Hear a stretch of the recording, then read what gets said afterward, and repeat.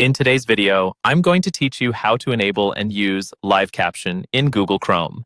Live Caption is a wonderful feature introduced by Google to automatically generate captions for audio playing in your browser.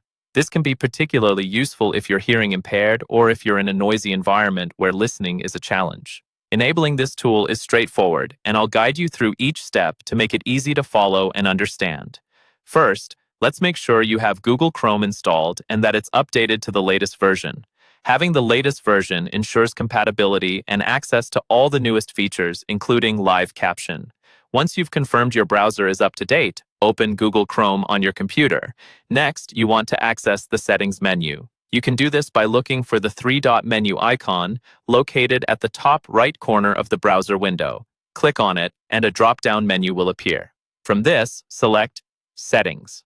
It's always a good idea to familiarize yourself with this area, as many useful configurations can be adjusted here.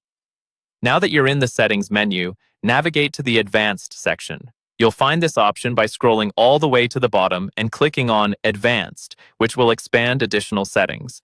In the Expanded section, locate the Accessibility header. This is where you're going to find the option for Live Caption. Under the Accessibility section, you should see Live Caption. To enable it, simply toggle the switch next to it. Once this is turned on, Google Chrome will start generating captions for any audio content you play in the browser. This includes videos, podcasts, and even voice notes. It's important to note that when you enable Live Caption for the first time, Chrome might need to download some additional files. This action happens automatically, and you may see a brief message indicating a download. Once everything is set up, the captions should start appearing almost instantaneously for any audio that's playing. One tip to remember is that Live Caption works best when there's clear audio. If you're having issues with it not capturing audio correctly, double-check that your volume is turned up and that there isn't too much background noise interfering. And there you have it.